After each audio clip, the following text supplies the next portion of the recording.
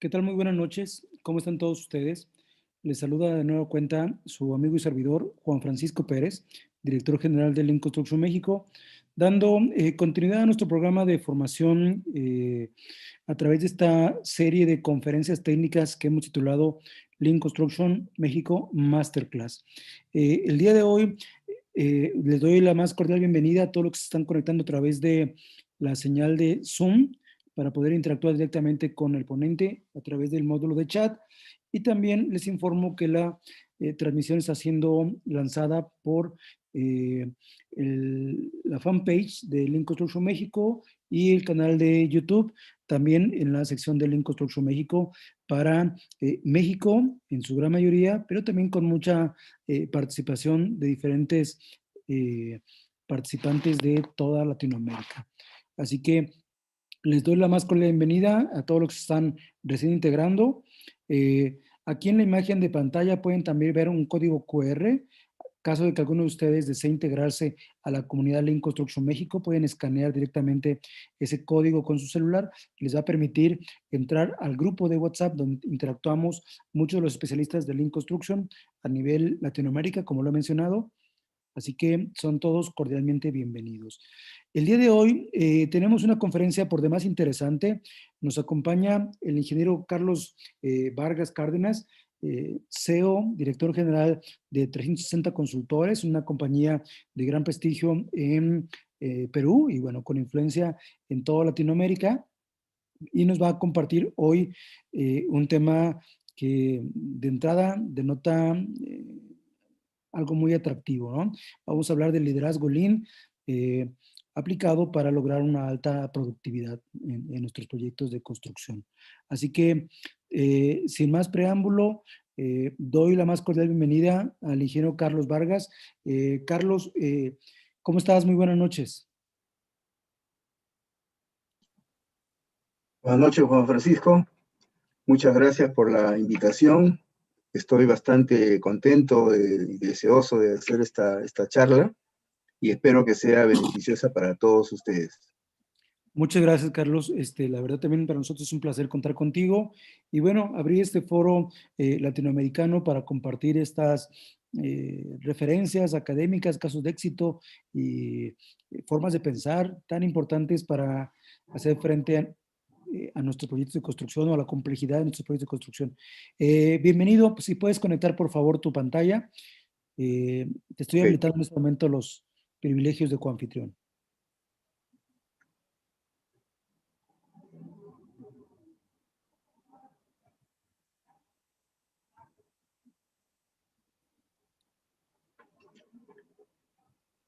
Y ya estoy compartiendo la pantalla.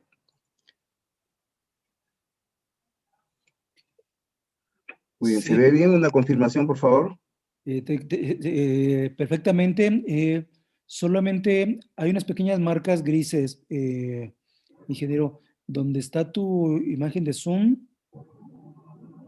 Parece que hay unos pequeños bloqueos ahí. Si mueves un poco esas pantallas, un poco a la esquina o cosas así. Ya. Igual al centro abajo hay una franja grande, gris. Que imagino que es el menú de Zoom. Si lo ocultas un poco, lo escondes. Ya.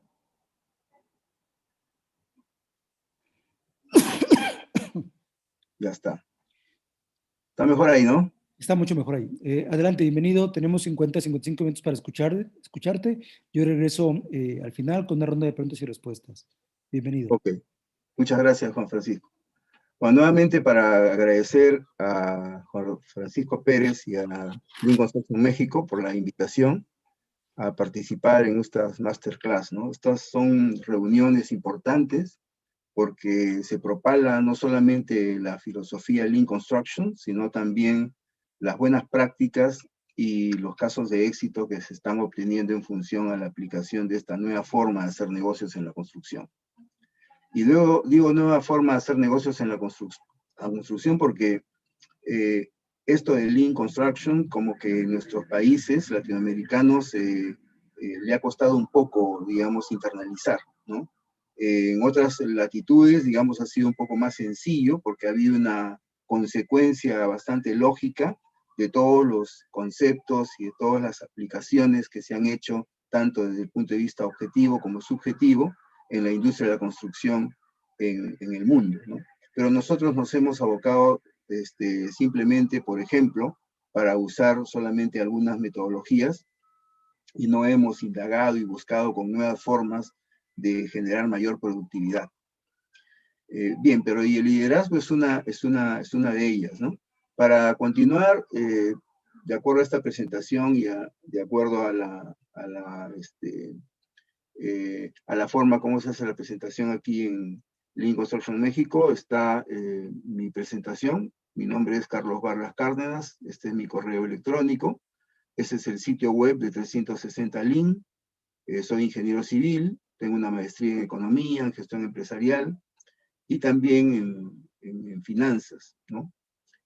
También soy implementador de la filosofía Lean Construction en organizaciones, sobre todo en organizaciones constructoras inmobiliarias, y asesor corporativo de varias empresas medianas, digamos, acá en Perú, con ese mismo propósito. Soy director gerente actualmente de 360 Lean Consultores, una organización que se creó el año pasado con el propósito de poder internalizar en la mente de muchas personas que están relacionadas con la industria de la construcción para elevar el nivel de competitividad de la industria, justamente que está muy venida a menos en los últimos años, ¿no? Bien, vamos a entrar en materia, ¿no? ¿Qué es lo que tenemos ahora? Para la agenda de hoy tenemos 5 puntos que vamos a revisar. Hablar del liderazgo realmente es hablar de mucho hay que hablar en liderazgo, hay que revisar mucha bibliografía, muchos estudios de investigación y sobre todo mucha praxis también, ¿no? Sin embargo, nos vamos a abocar por el tiempo en los cambios empresariales, el pensamiento Lean, algunos tipos de liderazgo más conocidos que se atribuyen, digamos, en las organizaciones, cuál es el fin del trabajo de un líder Lean y los aspectos colaborativos que tienen que estar imbuidos dentro de este contexto situacional que hace el liderazgo de una organización. Bien, ¿qué pasa con los cambios empresariales, ¿no? Se dice que estamos en una época de cambios, pero yo pienso que estamos en un cambio de época, ¿no? La época que nosotros hemos vivido antes de este COVID-19, a la nueva época que estamos viviendo en la industria de la construcción y en otras industrias, nos hace pensar que los cambios en las organizaciones tienen que darse también, pero de manera dramática. Como de manera dramática han sido, digamos, la implementación de últimas tecnologías y últimas técnicas en la industria, de manera dramática tiene que ser también su cambio. Y estos cambios tienen que sucederse con el tiempo y cada vez en menos lapso.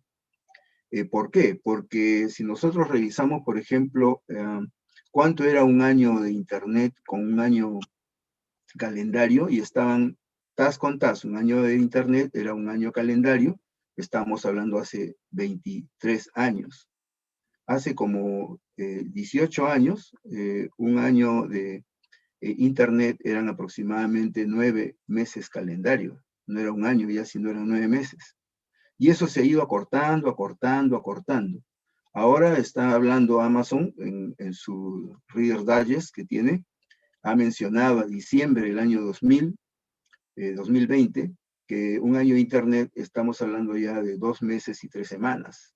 Es decir, los cambios repentinos que se están haciendo en las tecnologías y en la forma como encaramos los nuevos negocios en el mundo, se están sucediendo, pero mucho, mucho más rápido, ¿no?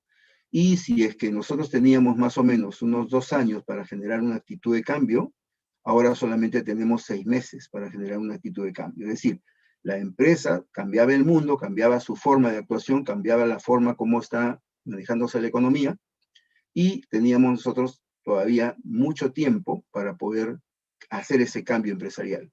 Ahora tenemos cada vez menos tiempo para hacer ese cambio empresarial. Esta es una presentación que me gustó mucho, es de la Corporate Change Center de Northwestern University, y habla por su propio gráfico, ¿no? ¿Cuáles son las principales causas de fracaso en los proyectos? No son en su mayoría de origen técnico. Si nosotros revisamos todo lo que está en rojo, estamos verificando resistencia de los empleados, problemas de liderazgo, fallos en la comunicación, falta de capacitación de los empleados, cultura. Esos son los principales escollos. Entonces, las organizaciones no son las que cambian son los individuos, son las personas. Entonces, primero, antes de poder entrar en materia, tenemos que tener bastante claro de qué estamos hablando. Y de lo que estamos hablando es de personas. Los cambios que tienen que sucederse, y cada vez, como hemos mencionado, más rápido, cada vez más rápido, esos cambios tienen que ser cambios fundamentalmente de mentes. Más que el cambio de una organización, la organización cambia porque las mentes de las personas que están dentro de esa organización han cambiado.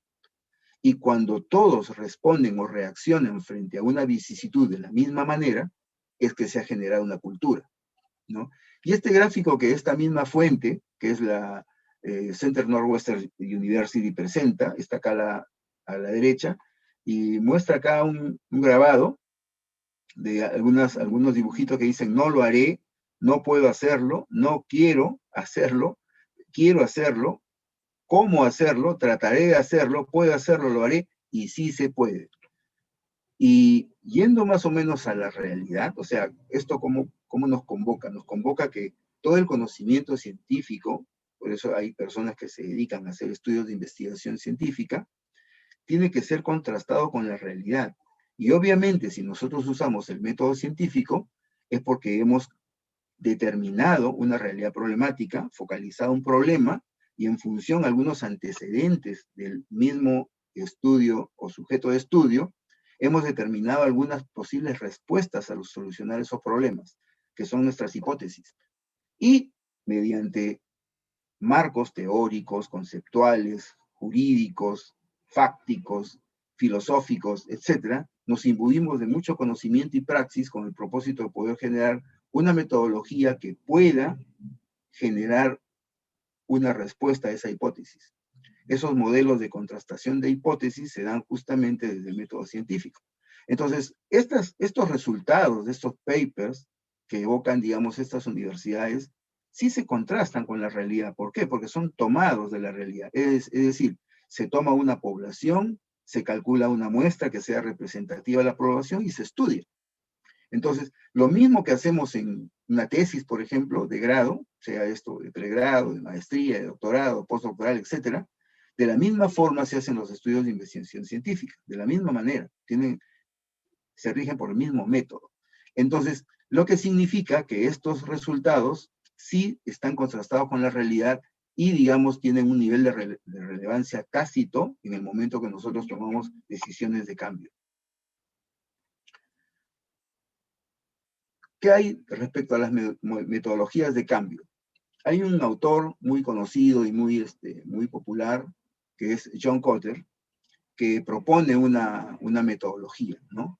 Esa metodología que propone Kotter, digamos, está orientada, digamos, a 8 pasos, ¿no? El primer paso es crear un sentido de urgencia. ¿Por qué? Porque si nosotros queremos hacer un cambio, ¿correcto? Queremos hacer un cambio, ese cambio tiene que ser un cambio urgente, ¿no? Ese cambio ya sabemos que debe ser un cambio rápido. Muy bien, ese cambio rápido tiene que ser a la vez urgente, ¿no? Hay que formar una coalición poderosa, es decir, un grupo humano plural, multidisciplinario, que pueda tener la capacidad de poder generar ese cambio. Hay que generar una visión de ese cambio. Y esa quizás es la parte más difícil que dice John Kotter, generar la visión. ¿Cuál es la visión que tenemos? Y normalmente estos estudios, que son estudios que se extienden, digamos, a futuro de mediano plazo fundamentalmente, son estudios prospectivos. Cuando hacíamos un plan, ese plan podía ser un plan lineal, que se hacía pues hace como 25 años, hasta hace unos 10 años hacíamos planes estratégicos, pero ahora lo que estamos haciendo son planes prospectivos, que tienen una red neuronal de base de datos que está siempre buscándose en un sistema de minería de datos. ¿no? Esto, con sistemas inteligentes, ¿no? Generan, digamos, la alta probabilidad de ocurrencia de hechos que son futuribles en un tiempo. Esos futuribles son hechos que podrían con alta probabilidad suceder en el tiempo, pero no es un solo hecho, sino son muchos hechos que tienen su consecuencia en el presente. Entonces, estamos escuchando estas cosas y decimos, este foro, no somos ingenieros, no hay aquí arquitectos, no hay constructores en este foro, nos hemos equivocado de foro para estar hablando de planeamiento estratégico prospectivo, y no, eso es justamente una barrera de entrada para nosotros poder tener escollos, barreras para poder ejercer cambios.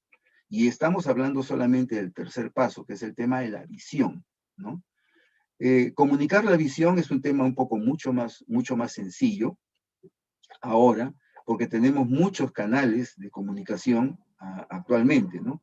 Alguien quiere comunicarse con 100 personas y lo único que hace es poner un chat y se acabó, ¿no? Y todos estamos comunicados. Alguien quiere pasar un proyecto y simplemente pasas un enlace, ¿no? Entonces es bastante sencillo. Y por último, si me quiero comunicar en el equipo y quiero un informe, hacemos una videoconferencia rápidamente, así como lo que estamos haciendo ahora, ¿no?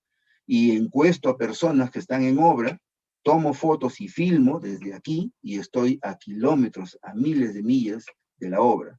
Entonces, tengo la facilidad por la tecnología de poder comunicar esa visión de una manera muy efectiva.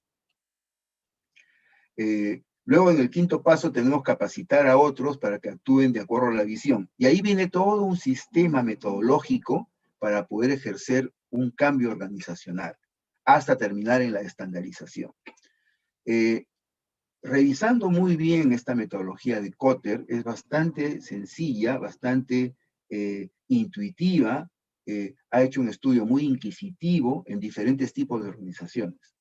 Yo diría que para una empresa constructora o inmobiliaria, con 5 pasos sería suficiente, ¿no? Es más, se han implementado ya con 5 pasos solamente para poder ejercer un cambio que sea positivo, generador de valor.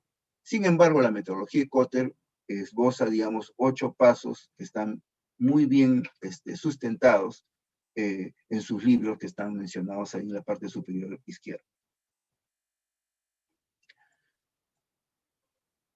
Otra metodología es la de ADKAR, que son por las siglas en inglés de Awareness, Desire, Knowledge, Ability y Reinforcement. Y esto está relacionado justamente a un cambio que se tiene que hacer en todas estas herramientas que se están usando para la gerencia. Esas herramientas que se usan para la gerencia ya no están siendo usadas, digamos, de manera tradicional, sino se está usando ya la parte de la conciencia, el deseo, el conocimiento, la capacidad y el reforzamiento, ¿no?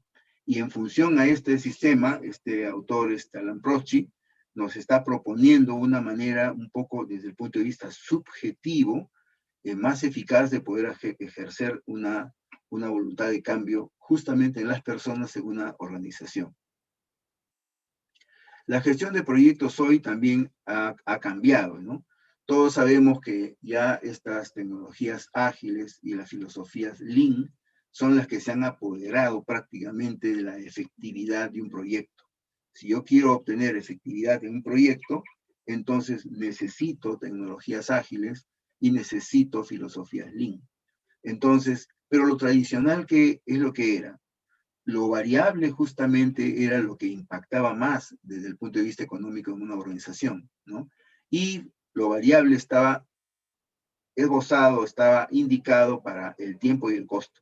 Entonces, el tiempo y el costo era variable. ¿Por qué? Porque aun cuando contractualmente el tiempo y el costo tenía que estar fijo, al final no terminábamos en el tiempo y obviamente no terminábamos en el costo. Ese ha sido siempre el talón de Aquiles de la construcción, ¿no? Y las respuestas están en los estudios de investigación y en todos los formatos de cierre de proyecto que tenemos en la construcción en muchos países en el mundo. Entonces, sin embargo, un sistema ágil digamos, la parte fija viene a ser el tiempo y el costo. Un sistema Lean, la parte fija es el tiempo y el costo. Y la parte variable es el alcance, porque el alcance es un alcance generador de valor. Entonces, cuando el alcance es generador de valor, ¿correcto? Y estamos esbozando en lugar de un plan, un valor del negocio, entonces mantenemos fijo todo lo que es el tiempo y lo que es el costo. Es más, nosotros no hacemos Lean si cumplimos con el plazo y si cumplimos con el costo. No nos pasamos del plazo ni pasamos del costo, ¿no? Una actitud Lean y un líder Lean lo que hace es trata en lo posible de disminuir el tiempo, que es el plazo, y disminuir el costo. Porque en función a eso está, digamos, diferentes herramientas, metodologías, sistemas de trabajos y métodos Lean que nos permiten justamente hacerlo, ¿no? Entonces, en el tema, por ejemplo, de tiempo, tenemos sistemas que son sistemas de programación cíclicas reiterativas, ¿no? Entonces tenemos una planificación lineal, por ejemplo, tenemos una programación, las planner, por ejemplo, que hacen posible no solamente cumplir con el plazo, sino reducirlo. Tenemos herramientas colaborativas que incrementan la productividad y con el incremento de la productividad, ¿cuál es la consecuencia? La consecuencia es que el plazo de tiempo se reduce y el costo se reduce. Si yo incremento e inoculo productividad en una obra, el tiempo se va a reducir y el costo se va a reducir. Probablemente el tiempo, dependiendo del tipo de actividad, no se reduzca si no se genere calidad, quizás. Pero en el tema del costo, definitivamente hay una disminución de costo, sobre todo directo, cuando tengo una alta productividad. Entonces, estos sistemas ágiles y estos sistemas Lean interactúan, digamos, en función a una forma de pensar diferente a la tradicional. Acordémonos también que en el tema de costos ya no estamos calculando presupuestos y de repente esto es podría ser una charla aparte, ¿no? Pero ya no estamos calculando presupuestos, estamos diseñando un costo. Entonces, fíjate cuál es la diferencia. ¿Qué hacíamos para poder poner cuánto es lo que va a costar una obra? Y lo que hacíamos era lo siguiente, teníamos un costo unitario que estaba en función a los materiales, la mano de obra, el equipo, las herramientas, etcétera, etcétera, etcétera. Y estaba en función también a un metrado, un alcance. Entonces, el costo unitario por el metrado nos daba una suma producto que era el costo directo de una obra, ¿correcto? Muy bien, eso es calcular un presupuesto, pero ahora lo que hacemos es diseñamos un costo. Y cuando nosotros hacemos un diseño, tenemos que tener unos parámetros de diseño. Esos parámetros de diseño, como si fueran normas de diseño, ¿no? Calculo, por ejemplo, un baño no puede tener, por ejemplo, si es un baño de visita, menos de 1.5 metros cuadrados, por ejemplo, ¿no? No puede tener un ancho mínimo de 75 centímetros, no es posible, ¿no? Etcétera, etcétera, etcétera. Entonces, en función a esos parámetros, en función a esas restricciones, yo tengo que hacer el valor. Entonces, calculo el valor de una obra en función a algunas restricciones que nos hemos puesto de acuerdo con proveedores, con constructores, con diseñadores, con las autoridades, con el cliente. Y así construimos la obra muchas veces de manera digital antes de hacerla de manera física. Y con estos sistemas de trabajo, con Virtual Design Construction o Integrated Project Delivery, utilizando justamente BIM, que es Building Information Modeling, es posible diseñar un costo. Es posible. Esa es la razón por la cual cuando se hace la obra, físicamente, tú ya la hiciste varias veces antes.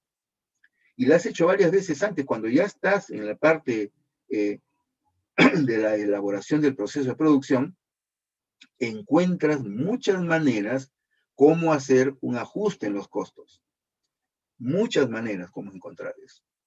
Y eso, como ya el costo es un valor que es un valor hundido, a todas las personas que están involucradas y a todas las personas que están comprometidas, porque son dos tipos de personas diferentes, las involucradas y las comprometidas, les va a generar valor en función a la reducción de ese costo. Ese costo ya es 100. Si llegamos a 90, esos 10 se distribuyen valor en función a la participación de todos los intervinientes en la disminución de ese costo, porque ya es un costo hundido, ¿correcto? Entonces, ese concepto de no calcular un presupuesto, sino diseñar un costo, es algo realmente nuevo. ¿Hace cuánto tiempo lo estamos usando? No pasa de 3 años. No pasa de 3 años. Es más conveniente, obviamente, porque en una obra privada le sacamos más provecho al bien de capital, al activo fijo. En una obra pública le sacamos mucho más provecho porque con el mismo presupuesto hacemos mucho más metrado y se va a beneficiar la gente mucho mejor. Entonces, conviene hacer, pero por supuesto que conviene. Eso es lo nuevo justamente que hay. Entonces, en la gestión de proyectos se están ejerciendo muchos cambios, ¿no? Y ahora, ¿qué pasa con estos pesos, que los que tenemos aquí? Estos pesos. Bueno, los individuos e interacciones pesan mucho más que los procesos y herramientas hoy por hoy, ¿no? El software funcionando pesa mucho más que la documentación extensiva.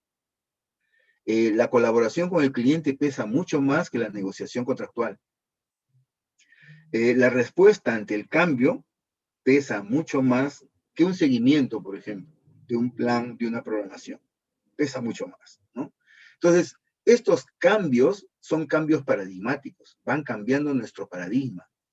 Y el paradigma es la forma como yo estoy concibiendo los hechos que suceden en la realidad. Estoy mirando las cosas, pero no las estoy viendo. No las veo, pero las estoy mirando. Si las miro y no las veo, ¿qué está pasando? Estoy frente a un nuevo paradigma. Estoy frente a un nuevo paradigma. Y el fenómeno paradigmático significa ese cambio generacional que debemos hacer en función a las nuevas maneras como hacer negocios en la construcción. Bien. Este estudio es un estudio de LinkedIn, es un estudio del año 2000, y he sacado solamente una parte en español y dice lo siguiente. Dice, las oportunidades para liderar se presentan todos los días y eso nunca ha sido tan claro. Por otro lado dice, ser capaz de proyectar claridad, credibilidad y confianza en uno mismo en medio de circunstancias estresantes e inciertas se convierte en un desafío en el nuevo mundo de trabajo. Y también dice, el tipo de liderazgo positivo promueve las buenas relaciones entre los colaboradores que integran un mismo grupo de trabajo y ayuda a mejorar la productividad laboral. Sin embargo, aplicar esta actitud de manera eficiente dentro de una organización y potenciar el rendimiento del equipo no es tarea fácil. Y si me preguntasen si liderar es fácil, yo diría que sí. Pero si me preguntasen, ¿liderar es fácil? Yo diría que no. Entonces, ¿cómo es? ¿Es fácil o es difícil liderar? ¿No? Bueno, nos falta todavía recorrer bastante conocimiento para poder determinar esa respuesta todavía. ¿Por qué el liderazgo o por qué un liderazgo con pensamiento Lean? ¿Por qué? ¿Por qué no hacemos un liderazgo tradicional? ¿Y por qué tenemos que hacerlo desde el punto de vista Lean? Primero porque nuestra filosofía tiene una platea de cimentación, estos 5 principios se basan en una platea de cimentación que es el respeto por las personas. Y el respeto por las personas, ya esto ustedes lo han visto, lo han escuchado muchas veces, saben de qué se trata, pero no vamos a tocar acá el tema de optimizar, minimizar desperdicios, focalizarnos en el flujo, en el proceso, hacer sistemas de mejora continua, que es parte del ADN de un pensamiento Lean, o generar valor, ¿no? Es parte del ADN, ¿no? No nos vamos a abocar a eso, nos vamos a abocar a las personas. ¿Por qué? Porque ya el estudio de aquella universidad que acabamos de ver hace unos minutos, nos está diciendo claramente que el tema es de personas. Los cambios que no se pueden dar tan rápido, ni se pueden dar de manera tan relevante, es por las personas. Pero tú me puedes decir, oye, pero sí, ya lo sabemos que es las personas, pero ¿cómo hacerlo? ¿Cómo hacer? Bueno, una de las cosas más importantes, lo que hay que hacer con personas, es respetarlas. es respetar a las personas. Y debemos de saber qué significa respetar a las personas. ¿Qué significa respetar a las personas? ¿Cuál es el significado de respetar a las personas? Dice, no, yo respeto a las personas porque las saludo, siempre las saludo. Le doy una palmadita en la espalda. Pero ¿le estás pagando de manera correcta, de acuerdo a la ley? ¿Le estás haciendo contratos cuando trabaja? ¿Les estás otorgando a las personas que les das palmadita en la espalda y los saludas todos sus EPPs para que hagan el trabajo con solvencia y calidad? ¿Les preguntas cuáles son los inconvenientes y problemas que tienen en el trabajo para poder mejorar su calidad? ¿Te interesas por estas personas que son parte de la afluencia de la riqueza que se está ejerciendo en tu organización? ¿Estás haciendo eso? Eso es respetar a las personas. Eso es parte de respetar a las personas. Entonces, cuando estamos hablando de respeto a las personas, estamos hablando de una parte filosófica muy profunda que tiene que ver justamente con la educación. ¿Cuándo nosotros estamos respetando a las personas? Cuando estamos criando muy bien a nuestros hijos, por ejemplo. Cuando estamos dando buenos ejemplos, cuando estamos haciendo buenas prácticas, cuando estamos cumpliendo con la ley, cuando somos buenos patriotas, buenos hijos, buenos padres, cuando somos agradecidos de Dios. Esa es una forma lean. Esa es una manera distinta de cómo ver las cosas. Esa manera distinta de cómo ver las cosas, tienes que propalarla desde el punto de vista del liderazgo. Y de esa manera vas a ver que se va a ejercer la más alta productividad que tú puedas tener posibilidad. Porque las personas, para que puedan hacer el trabajo, tienen que saber cuál es el propósito.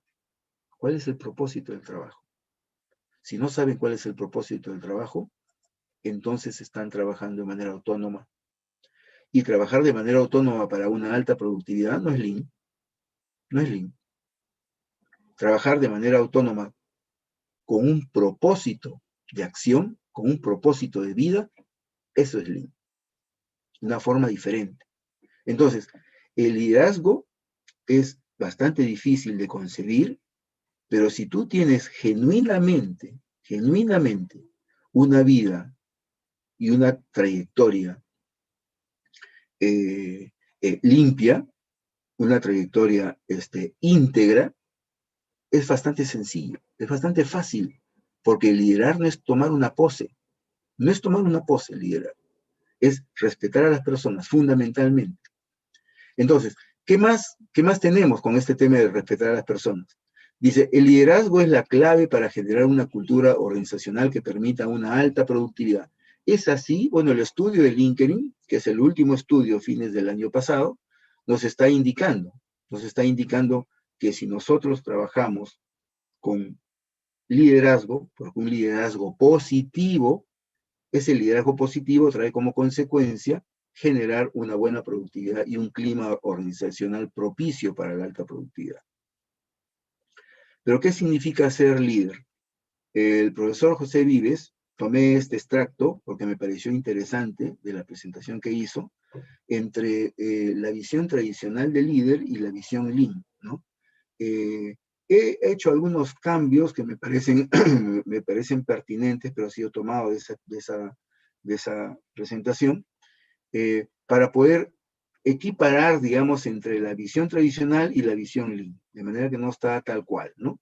Bien, en la visión tradicional, por ejemplo, se trabaja con independencia. Un líder tradicionalmente trabajaba con independencia. El líder trabaja con independencia, comunica, ¿no? Sin embargo, en la visión lean, el líder trabaja solamente en equipo. Trabaja en equipo. Probablemente hayan algunas actividades que se trabajan en grupo, probablemente, ¿no? Porque una cosa es trabajar en grupo, otra cosa es trabajar en equipo, probablemente. Pero fundamentalmente trabaja en equipo, ¿no? Un líder, desde el punto de vista de la visión tradicional, viene siempre de fuera de la organización. Contratan a un líder, lo ponen de gerente, lo ponen de jefe, lo ponen de superintendente, lo ponen de supervisor, etcétera, y lidera, ha venido de fuera, ¿no? Una suerte, digamos, de líder mesiánico. Pero desde la visión lean, el líder sale de las canteras de la empresa. Siempre trabajó en la empresa. es la persona quizás que conoce más a la organización. Él es el líder Lean, ¿no? De la visión tradicional es el único que nos puede sacar adelante por su visión novedosa. Viene alguien de fuera, viene con una visión novedosa, inocula esa visión y nos saca adelante. Esa es la visión tradicional. ¿Qué pasa con la visión Lean? Tiene una visión compartida con toda la organización. La visión es una visión compartida. No viene con una visión nueva, es la visión compartida, es la visión que nosotros ya tenemos y la compartimos, ¿no? Un poco más democrático. Desde el punto de vista tradicional, los resultados son a corto plazo. Desde el punto de vista de la visión Lean, los resultados son a mediano y largo plazo. Una visión, digamos, de resultados de corto plazo, hay que tener mucho cuidado porque no puede tener consistencia. Cuando nosotros implementamos la filosofía Lean en una organización, una de las cosas más difíciles que hay es la sostenibilidad.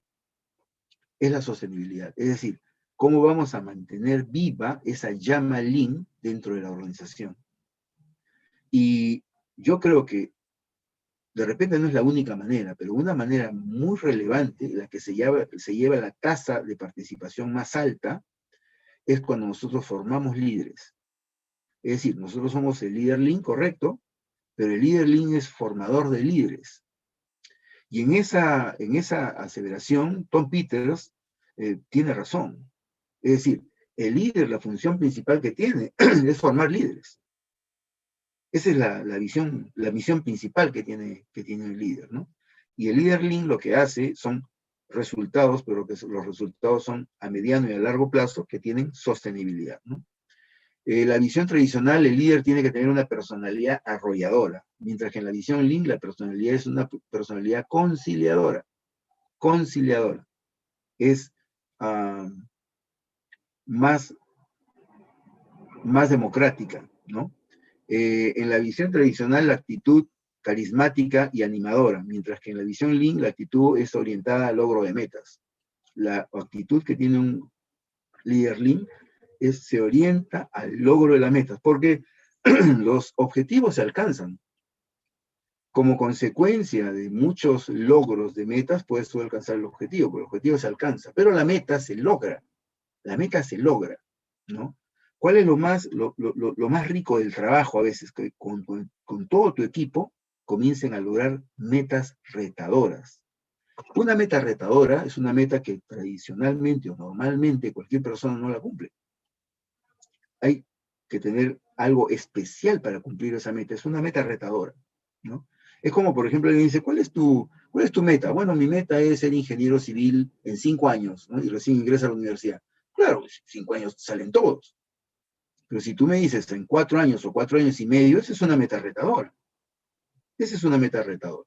Y puedes tener metas parciales, ¿no? Metas parciales.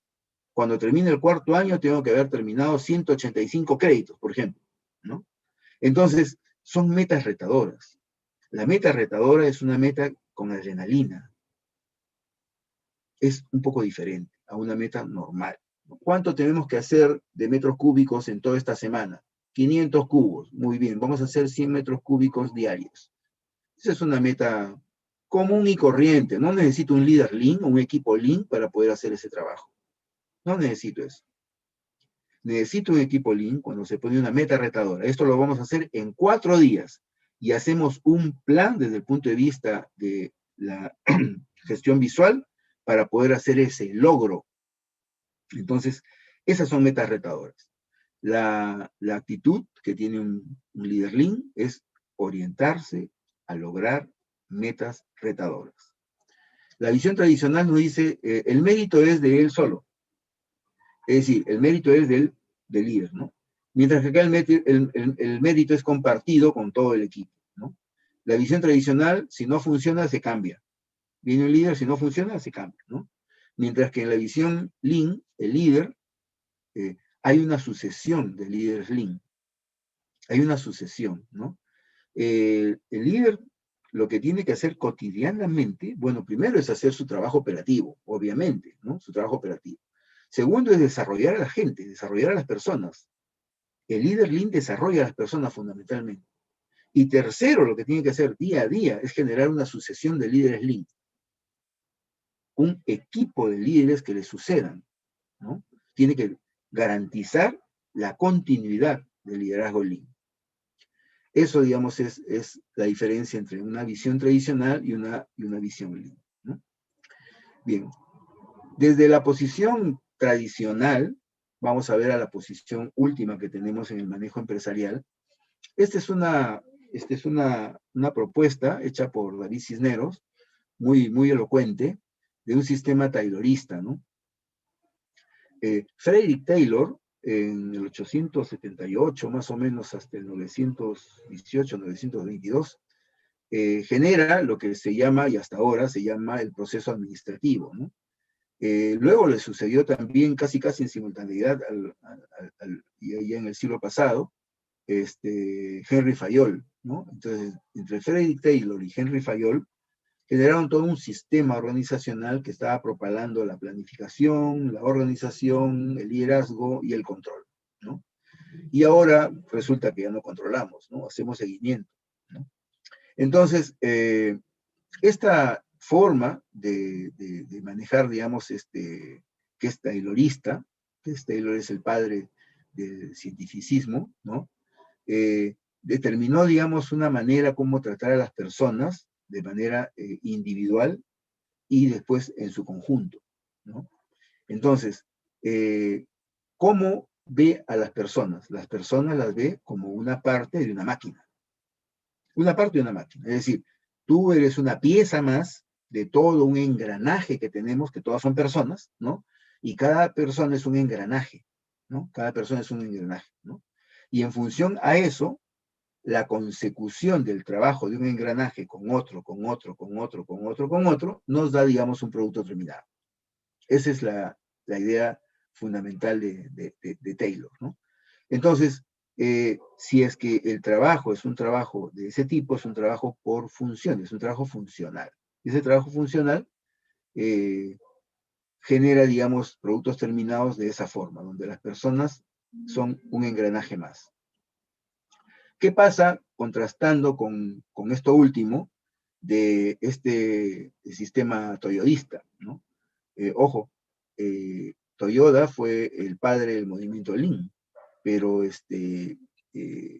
Toyoda después cambió su organización cuando ya hacían vehículos a Toyota, pero por un tema que ellos querían entrar, digamos, a los Estados Unidos, ¿no? ¿Cómo se pronuncia Toyota?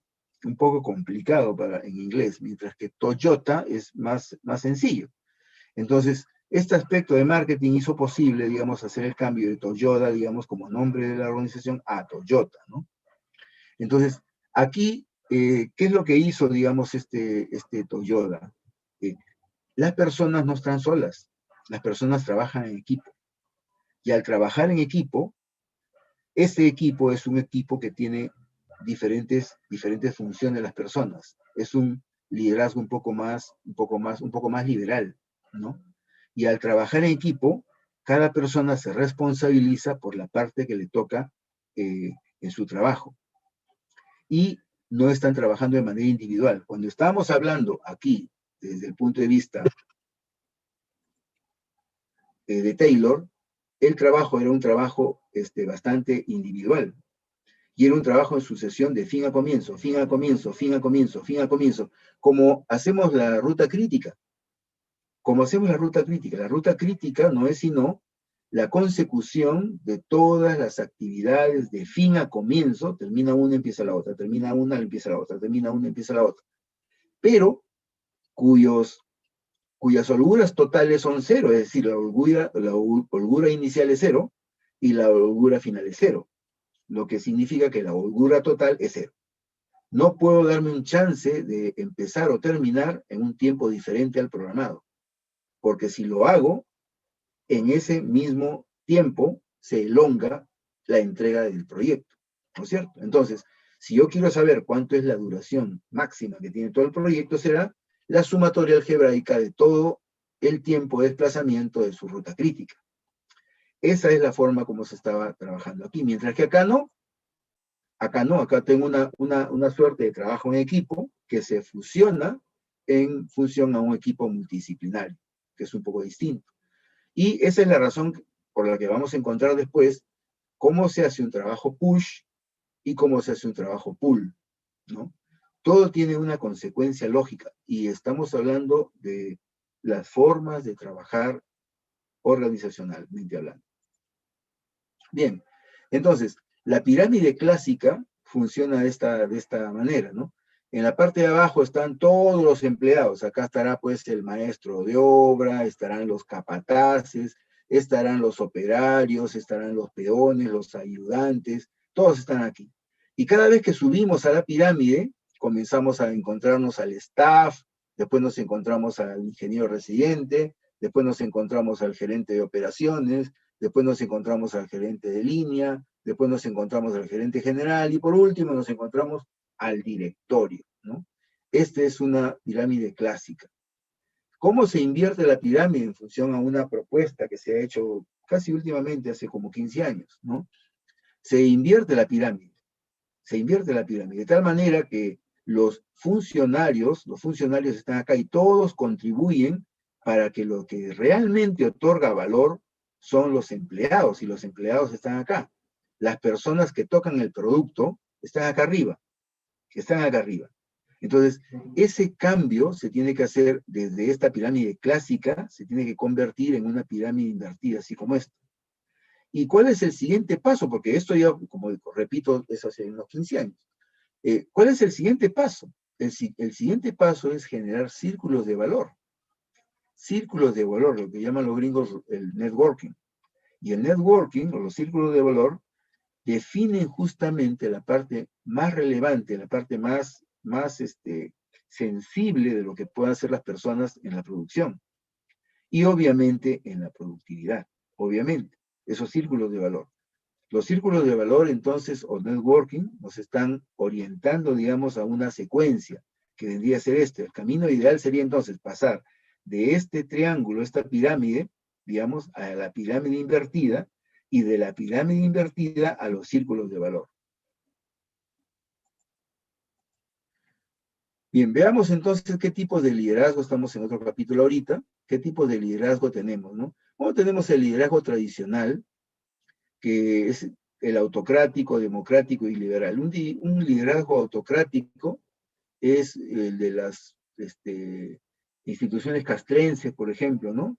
El ejército, la policía, las órdenes se cumplen sin dudas ni murmuraciones. Tú cumples porque así es, ¿no? Y te dan la orden y tú cumples, nada más, ¿no? De repente la orden está mal dada. Así no es. Hay que hacer este muro este día, pero no hay que hacer el muro todavía. No, yo digo, ¿quién es el ingeniero? Yo soy el ingeniero, muy bien, hagan el muro. Pero ingeniero, un momentito, ¿quién es el ingeniero, señor? Usted es el ingeniero, hagan el muro, por favor. Autocrático completamente. Hicieron el muro y resulta que adentro estaba una mezcladora y no pudieron sacarla. Muchas veces puede ser bastante caro este tipo de liderazgo, ¿no? El liderazgo democrático es más participativo, ¿no? Se caracteriza, digamos, porque el líder busca la participación de todo el equipo, ¿no? Se ponen de acuerdo todos, ¿no? Obviamente, una decisión desde el punto de vista autocrática es rápida y barata, pero una decisión desde el punto de vista democrática es más cara y demora más tiempo. Pero de repente la decisión autocrática es peor y la decisión democrática es mucho mejor, ¿no? En un ambiente democrático, la minoría acata lo que dice la mayoría. Y hay otro liderazgo, que es el liderazgo liberal, ¿no? Que es un liderazgo que cada uno trabaja de manera independiente. Es decir, el liderazgo liberal te dejan ser, tú haces el trabajo. Pero estas son las metas, estas son las fechas. Las metas y las fechas. Tú tienes que cumplir este alcance a esta fecha, con esta calidad. Listo. Si cumples, entonces continuamos y continuamos y continuamos. Y cada vez se te dan más retos, más retos, más retos, más retos, y tú ganas más dinero, más dinero, más dinero, más dinero. ¿No es cierto? El liderazgo liberal, cada uno trabaja, como es un trabajo en equipo, cada uno tiene un rol. Cada uno tiene un rol. Si se hace el trabajo, se divide entre 10, cada uno tiene un rol, y tú participas con ese rol. Cada uno es especialista en esto. Entonces, si el líder sabe, conoce de que cada uno tiene un rol y lo hace bien, puede encomendar un liderazgo liberal. El liderazgo liberal permite hacerlo todo con calidad y a la velocidad de la propuesta. Sin embargo, si por alguna razón uno de los elementos de los trabajadores dentro del equipo del liderazgo liberal fallase, se cae el trabajo, no se cumple, se cae en incumplimiento. Tenemos ahí un PPC que nos va a disminuir el porcentaje. Entonces, hay que tomar mucho cuidado porque cuando nosotros en este tipo de liderazgo tradicional no conocemos a las personas sabemos que no saben hacer el trabajo, ¿no? ¿Cómo tenemos que actuar? De manera autocrática probablemente. ¿Por qué no saben hacer el trabajo? Hay que decirles cómo tienen que hacer el trabajo. Primero qué tienen que hacer y después cómo lo tienen que hacer. Si estamos en esa actitud, es un liderazgo autocrático. Cuando nosotros sabemos muy bien cuál es la probabilidad, la posibilidad que tienen de hacer el trabajo, y conocemos muy bien cuál es su productividad, y conocemos muy bien que saben hacer el trabajo, de repente el liderazgo liberal es la forma como hacerlo de manera más proactiva. Y cuando nosotros no estamos muy de acuerdo en conocer muy bien al equipo y no conocer la forma como hacen el trabajo, de repente el liderazgo democrático es el que tiene mejor oportunidad. Pero esto está dentro del punto de vista de lo tradicional. The Talent System hace una propuesta de 4 tipos de liderazgo, 4 rasgos de liderazgo que están en función a los colores, ¿no? Entonces tenemos un líder rojo, un líder amarillo, un líder verde y un líder azul, ¿no? El rojo es determinante, racional y activo, son muy directos, pragmáticos y exigentes, ¿no? El influyente es activo, emotivo, son sociales, optimistas y muy carismáticos. El verde son serenos, pausados y emotivos. Son aceptadores, son diplomáticos, conciliadores. Es el color verde, el líder verde. Y el líder azul es bastante concienzudo, racional, muy pausado. Es riguroso, muy formal y metódico, ¿no? Normalmente ese es un líder que ha sido, por ejemplo, un muy buen oficina técnica, por ejemplo, ¿no? Una oficina técnica tiene un liderazgo, es un líder concienzudo, ¿no? Una persona, por ejemplo, que no conoce mucho de liderazgo Lean, de que está acostumbrado a sacar adelante a la obra, empuja la obra, ¿no es cierto? Y normalmente hace sistemas de trabajo push, probablemente es un líder determinante, ¿no? Racional, activo, muy directo, pragmático, bastante exigente, ¿no? Un líder que probablemente conozca mucho de el personal, conoce mucho al personal, ¿no? Sabe que necesita generar un clima organizacional proactivo, ¿no? De repente es un líder influyente, social, carismático, optimista, ¿no? Y alguien que probablemente tenga un equipo que conoce bien el trabajo, sabe hacer muy bien el trabajo, y necesita hacer ciertas negociaciones para poder mejorar ese trabajo, puede ser un líder verde, un líder sereno, despausado, emotivo, aceptador, muy diplomático y conciliador, ¿no? Los atributos de cada uno de estos colores de líder están aquí, el rojo, el amarillo, verde, azul, y como esta presentación se va a quedar para ustedes, entonces para que ustedes vayan determinando cuáles son los rasgos del liderazgo que puede terminar en mi equipo de trabajo, ¿no? Y dentro de todo el equipo de trabajo, por ejemplo, un ingeniero residente o un jefe de proyectos, ¿no? Podría ser una clasificación por colores, ¿no es cierto? Entonces, evoca, digamos, significativamente la participación de cada quien en función a un color y lo puede ir administrando, hacerle un seguimiento frente a los resultados que va evocando en el proceso de producción, frente a los atributos y frente a la contrastación de cómo resuelven mejor los problemas que se encaran cada uno de ellos. Entonces, a mi staff lo tendría, digamos, por colores, ¿no? Es una buena forma de poder hacer, digamos, un liderazgo que nos permita generar valor.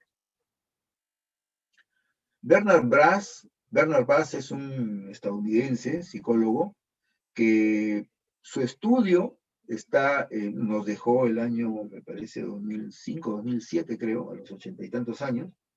Su estudio está abocado a todo lo que es el liderazgo y el comportamiento organizacional, ¿no? Él estudia muchas organizaciones para poder esbozar nuevos rasgos de liderazgo en el siglo pasado. Y tiene un tipo de líder que es un líder ausente. El líder ausente es un líder egocéntrico, no toma decisiones. Su trabajo se convierte en un cuello de botella muchas veces, ¿no?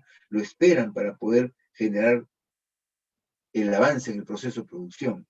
Nadie sabe a dónde va, no tiene dónde mando, está ensimismado en su propio trabajo. Da el poder, pero no lo delega. Normalmente, el líder ausente es una persona que lo hace en jefe, por ejemplo, cuando ha sido un buen técnico. Y la gente cree que porque ha sido un buen técnico puede ser un buen jefe, ¿no? Y no necesariamente, no necesariamente, ¿no? Yo conozco una persona que, por ejemplo, fue en oficina técnica como 3 años, muy bueno. Y su organización dijo, hoy lo vamos a hacer jefe. Y lo hicieron ingeniero residente de oficina técnica. Y no sabía atar ni desatar. Y tenía más o menos unas de estas 8 características, creo que tenía 6. Entonces no estaba listo para liderar. No estaba listo, era un líder ausente. Se metía a su oficina, la obra estaba que daba vueltas afuera, y él se metía a su oficina, a su computadora, laptop, y él estaba. Pero eso sí, tenía todos los cuadros. Tenía todos los cuadros y tenía todos los números al día. Pero no hacía nada para poder hacer o ejercer un cambio justamente de un día para otro, ni hacía reuniones del último planificador, por ejemplo, que son básicas e importantes para poder asegurar el cumplimiento del plan mañana. Entonces, era un líder ausente. El otro rasgo de liderazgo de Bernard Bass es un líder transaccional, y muchas veces en obra nosotros somos líderes transaccionales, ¿no? Decimos, bueno, señores, ustedes me llegan a este avance y ustedes ya no vienen el sábado, ¿qué les parece? Y la gente llega al avance, ¿no es cierto? Y ya no viene el sábado, ya ha hecho una compensación. Nos quedamos una hora más todos, apagamos las luces, como estamos trabajando acá solamente por la condición de la obra, no va a haber nadie que nos va a ver. Entonces, esa mala práctica hace, digamos, encarar una situación transaccional que puede ser letal en el futuro de una organización. Podría ser. El líder transaccional funciona bien, muchas veces sí, pero cuando se acaba la transacción, se acaba la producción. Ese es el asunto. Se acaba la transacción y se acaba la producción. Si no hay recompensa, entonces no hay trabajo. La gente se acostumbra a la transacción. La transacción puede ser esporádica. La transacción puede ser una vez a las 500, como decimos acá en Perú. La transacción puede ser como una consecuencia de algo que ya no hemos podido evitar. Puede ser la parte transaccional. Y eso es bueno, eso es bueno. Tenemos un vaciado, digamos, de concreto armado. No sé, de repente hay una losa, ¿no es cierto? Y nosotros necesitamos una alta productividad o quedarnos un poco más tarde, 40 minutos después. No vamos a pagar horas extras, vamos a hacer horario extendido. Eso es parte de tu liderazgo, ¿no es cierto? Muy bien. Pero si tú no ejerces un liderazgo de valor, lo tendrías que hacer transaccional. Señores, nos quedamos y en compensación a esto hacemos tal cosa. Pero eso es como una consecuencia de algo que ha sido inadvertido, que salió hoy y decidí hoy y se hizo hoy. Por eso se hizo transaccional. Pero no puede ser permanente. No puede ser permanente. Porque ¿qué pasa con los costos indirectos? ¿De dónde voy a tomar esos valores? Porque no estoy hablando solamente de dinero, sino estoy hablando de valor, para poder hacer esa compensación, esa transacción, ¿no? Entonces, normalmente cuando nosotros buscamos que se excedan las metas, somos transaccionales, ¿no? Y eso podría ser un error, de repente no para esta obra, pero sí para la organización, ¿no? Ese trabajo por recompensas, digamos, que motivan a las personas, no necesariamente es algo bueno cuando se hace de manera permanente, ¿no? Bernard Bass también identificó un líder sin autoridad, es aquel líder que no ejerce ninguna autoridad, no tiene, digamos, mando, ¿no? Pero tiene una actitud que es positiva, orientada al logro de metas, tiene un profundo deseo de hacer un cambio, pero importante, ¿no? Pero no tiene autoridad. Yo me acuerdo mucho y lo comentaba hace poco, creo que con Juan Francisco lo comentaba, con alguien lo comentaba hace poco, y me decían, yo les comentaba y les decía, mira, hoy una obra donde nosotros tomábamos los acuerdos con los capataces, y había un capataz que tenía como cerca de 30 personas. Ellos eran unos encofradores metálicos, ¿no? Hacíamos muros de utilidad limitada, estábamos haciendo una edificación de altura, y este capataz tenía ya las órdenes, muy bien, él se iba a reunir con su gente, cada uno se reunía con su gente. Y cuando este capataz decía a los 30 y tantos, que eran todo su grupo, cómo iba a ser el trabajo, yo me daba cuenta que casi todos miraban a una persona, todos volteaban y lo miraban al chino. Había un muchacho que le decían el chino. Miraban al chino, el chino miraba así, así, así, así, así. Si él no hacía ninguna pregunta, no se hacía. No se hacía. Había que convencerlo al chino para que se haga el trabajo. Había que convencerlo. Y no estamos hablando que era sindicalista, de que los tenía de manera coercitiva a todos. No, no, no. Ese chino era la persona que defendía a su gente. Él buscaba las mejores condiciones de seguridad para su gente, lo que debería hacer el capataz. Lo hacía el chino. ¿Quién era el líder? Era el chino. No era el capataz, era el chino. Y ese chino, ese señor, era un líder sin autoridad, sin autoridad. La gente le iba a preguntar cosas personales, la gente le iba a decir, a pedirle un consejo, y él aconsejaba. No se perdía ningún cumpleaños de todo su equipo de trabajo, y estaba al pendiente de quién iba a tener su hijo, cumpleaños de fulano de tal, que necesita fulano de tal. En una oportunidad cayó enfermo la esposa de uno de los chicos, él hizo una gincana, bueno, lo coordinó con nosotros, ¿no? En la empresa, pero vamos a que tomó la iniciativa. Y yo me preguntaba, ¿y dónde está el capataz? ¿Qué, hablamos con el chino? ¿No hablamos con el capataz? ¿Estamos hablando con el chino para esto? Él era el líder sin autoridad. Líder sin autoridad. ¿Cuántos líderes sin autoridad están en las organizaciones? ¿Cuántos? Yo conozco muchos. Bernard Bass también identificó un pseudo líder, aquel líder que es egocéntrico, el que se la da de todas, el rico papá, el que busca el poder, pero solamente para que se beneficie él. No quiere trascender ni desarrollar a su gente, no, no, no, excepto él mismo, ¿no? Es un egocéntrico, ¿no? Tiene una autoestima muy, muy baja, ¿no? Y tiene poco poder interno, ¿no? Pero ese poder interno lo recompensa obteniendo un poder externo, hacia afuera, ¿no? Es mandón normalmente, mandón. Y esboza normalmente que tiene pues estudios, tiene maestría, y el pato no sabe ni cómo romper un ladrillo, el tipo no sabe ni cómo colocar una chapa, el pato no sabe cómo anclar un puente, él no sabe que es un encofrado metálico, él no sabe que es un vaciado en alto, él no sabe que no conoce, no conoce, no pasó por la universidad, pasó por él, pero él no pasó por la universidad. Sin embargo, tiene los títulos, quiere que le digan ingeniero. Entonces, ese es un pseudo líder. De pseudos líderes estamos hasta acá muchas veces, muchas veces. Sin embargo, Bass también identificó un líder transformador. Y ese liderazgo transformador es el liderazgo que inspira a todos los subordinados, inspira a todas las personas y los inspira a servir. ¿Por qué? Porque el liderazgo transformador lo primero que hace es mencionar cuál es el propósito del trabajo encomendado. ¿Para qué estamos haciendo esta chamba? ¿Para qué? Y aquí nos vamos a detener un minuto en este asunto. Cuando tú no dices cuál es el propósito del trabajo, la productividad está aquí. Pero cuando tú mencionas cuál es el propósito del trabajo y lo haces con ímpetu, la productividad está acá. Así funciona. Así está funcionando. Es clave este tema del propósito, es clave. Y el liderazgo transformador lo que hace justamente es eso. ¿Cuál es la razón de ser? ¿Cuál es mi misión? ¿Cuál es mi misión? ¿Qué es lo que estoy haciendo? Es importante saber lo que estoy haciendo. ¿Para qué lo estoy haciendo? Es importante. Es importante. Un soldado cuando se va a la guerra, bueno, antes, ahora es bastante difícil, pero antes, ¿qué es lo que hacía? ¿Por qué estoy luchando? Yo voy a morir por la patria. El enemigo, y sabía perfectamente por qué. Por eso se inmolaba. Por eso se inmolaba. Los kamikaze estos aviadores que cogían un avión bastante pequeño, se llenaban de bombas, estos japoneses, y se iban a un destroyer, y lo hundían.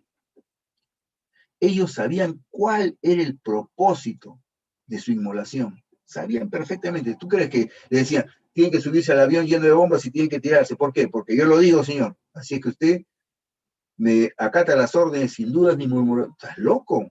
¿Estás loco? ¿Ha fumado? ¿Cómo es? Así no funciona. Así no funciona. Esa es la razón por la cual ahora estos soldados se están convirtiendo en soldados pagados, que tienen un nombre horrible, ¿no?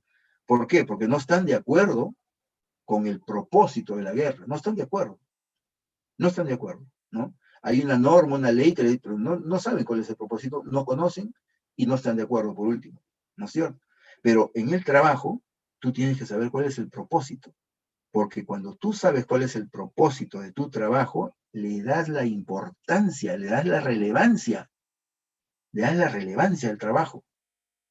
Y al darle la relevancia al trabajo, le das la importancia a ese trabajo.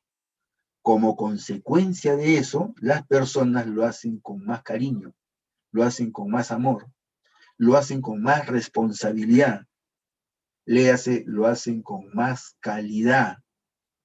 Y si tú les dices que hay una forma como ellos tienen que hacerlo mejor con el propósito de poder hacer más producto en menos tiempo, entonces estás alcanzando productividad, liderando, transformando a las personas, ¿no? Es importante. Bien, continuemos. El liderazgo de Servan mantiene lo siguiente, lo que hemos visto de la pirámide, ¿no? Tengo esta pirámide, que es de esta forma, ¿no? Los empleados están acá están los administradores, puede ser el staff aquí, acá están los residentes, los supervisores, acá está el gerente de la empresa, acá están el board directors, ¿no? Están los accionistas, están aquí, muy bien. Y la idea, digamos, es cambiar esa pirámide, hacerla de esta forma, de tal manera que todos, absolutamente todos, primero desde los directores, los CEOs, los ejecutivos y los gerentes apoyen justamente a los empleados, ¿no? Esa es la idea, ¿no? Que apoyen a los empleados. Aquí justamente es en la última fase es donde se genera valor, aquí. Entonces, la idea de Servan, el liderazgo de Servan es apoyar toda la organización a los empleados. Cuando hacemos un liderazgo Lean, lo que hacemos es justamente apoyar a las personas que tocan el producto, apoyar a las personas que tocan el producto. Acuérdense ustedes que, e imagínense, cuando estamos haciendo un sistema de trabajo que se llama el último planificador o Last Planner, ¿no? Desde un plan general, nos abocamos a lo más ínfimo que es el plan diario. Hora a hora, ¿qué es lo que vamos a hacer todo el día? Las partidas se generan en actividades y las actividades se desglosan en tareas, tarea por tarea, una detrás de otra, en una programación diaria, hora por hora, qué es lo que vamos a hacer y en qué parte del teatro de operaciones o de la obra, ¿no es cierto? Entonces, toda la organización, la logística, la parte técnica, la parte del cliente, la parte operativa, todos están abocados a las personas que están haciendo el producto, a todas ellas. Le están dando todas las facilidades para que se genere una alta productividad. Esa es la forma de liderazgo de Servan. Este libro, que es Management of Organizational Behavior, es de Hersey, Blanchard y Johnson. Es muy interesante, muy importante porque ellos en su estudio de investigación han generado una metodología cómo aplicar el liderazgo en diferentes momentos, ¿no? En diferentes momentos de la vida, digamos, o de la trayectoria de las personas en una organización. Entonces, si es en diferentes momentos, ellos han esbozado ya cuatro tipos de personas, cuatro tipos de personas que están en diferentes momentos en una organización, ¿no? Y en ese 4 tipos de personas tienen 4 modelos de liderazgo que les pueden ejercer dependiendo en qué tipo estén las personas, ¿no? Entonces tenemos, por ejemplo, en D1, tenemos, estas personas son nuevas, D1, en la parte de arriba, estas personas son nuevas, que están en este cuadrante S1, ¿no? Estas personas son nuevas en la organización, ¿no? Están ilusionadas, pueden ser principiantes, toman sus decisiones en función a conocimiento solamente, porque esto les pasa, por ejemplo, a las personas o ingenieros, ingenieras, arquitectas, arquitectos, etcétera, que entran a una organización y terminan recién la universidad. O sea, pasan de la universidad y pasan a una empresa. Entonces, basan su decisión en conocimiento, basan su decisión. Entonces, ¿qué tienen? Tienen, digamos, baja competencia, pero están altamente motivados, ¿no? Tienen mucha motivación, están queriendo hacerlo todo, ¿no? Esta gente que entra a la empresa, entra sin conocer, sin saber, le entra todo. Está lista, ¿no? Y normalmente, pues, está tomando fotos, ¿no? Su primera obra, probablemente, sus primeras obras, etcétera. Se comunican con la gente, etcétera, etcétera. No conocen a todos, ¿no? No saben muy bien, no conocen proveedores, no conocen a nadie, ¿no? Pero ya están ahí en el trabajo. Ya están en el trabajo, tienen su sello, pueden firmar, pero son nuevos, ¿no? Normalmente están muy motivados, pero solo deben acatar órdenes. No proponen nada, ¿no? En D2 están otro tipo de personas, ¿no? Esas personas que están en D2 han subido ya las competencias, ¿no? Están un poco desilusionados a medida que pasa el tiempo, ¿no? Tienen un alto comportamiento de soporte, ¿no? Y un alto comportamiento directivo también, ¿no?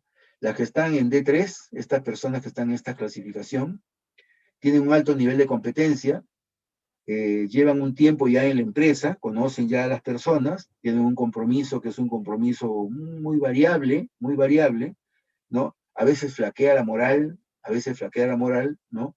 Y normalmente es el tipo de personas que se le está exigiendo, ¿no? Ya tienen, por ejemplo, no sé, de repente un año trabajando y ya se les está encomendando algunas cosas pequeñas, ¿no? Pero están a veces un poco desmoralizados porque la exigencia es más de lo que ellos pueden soportar o pueden hacer, ¿no? Sin embargo, tenemos acá las personas de tipo 4, que son personas muy competentes, son altamente motivadas, ya conocen cómo es el negocio, conocen a los proveedores, conocen a los directivos, conocen a los clientes, saben manejar a los clientes y tienen un poder de negociación, ¿no? Entonces, esos 4 tipos de personas, que son diferentes, puede ser la misma persona que va pasando como una trayectoria, como un desplazamiento a lo largo del tiempo por la empresa, ¿no? Probablemente se cambia de empresa, probablemente, ¿no? Normalmente el cambio de la empresa no es en D1 ni en D4, sino cuando se salen de la empresa o los jalan, normalmente es en D2 y en D3, ¿no? El D4 es una persona que está fidelizada con la empresa, está fidelizada con la organización, ya está fidelizada. Lo jalan de otra empresa es poco probable, tiene la camiseta, como decimos acá en Perú, creo que en México también. Ya tiene puesta la camiseta, ¿no es cierto? Ya tiene puesta la camiseta. Entonces, el tipo de 1 y el tipo de 4, no hay desbandada por ahí, ¿no? El nuevo quiere estar ahí porque se la ganó, ahí está. Y el S4, en esa posición, ya se puso la camiseta, ¿no? Donde puede haber algún cambio justamente es en D2 y en D3, ¿no? Donde la motivación, digamos, necesita cierto soporte, ¿no? Y, digamos, la moral también necesita cierto apoyo, ¿no? Entonces,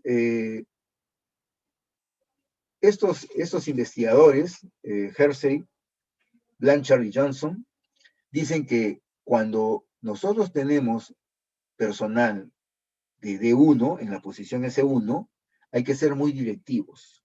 Es decir, hay que tener un liderazgo un poco autocrático. A usted se le dice que haga esto y esto lo hace, ¿no? Porque está capacitado para hacer eso. Esto hay que hacer, esto hay que hacer, esto hay que hacer.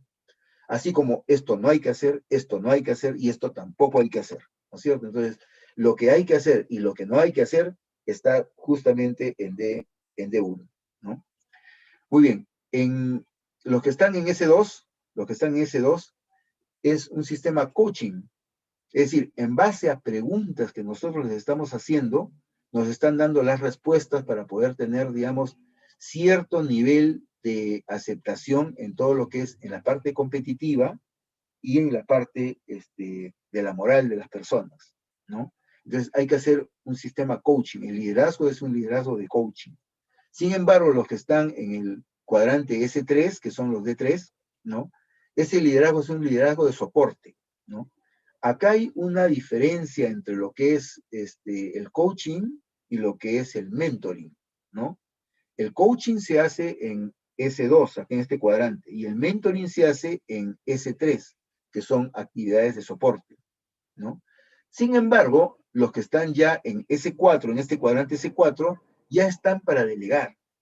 Ellos están para ascender. A ellos se les delega a las personas las actividades. ¿A quiénes delegas algo? Tú delegas algo a la persona que ya sabe cómo reaccionar o cómo tomar decisiones como si tú las estuvieras tomando.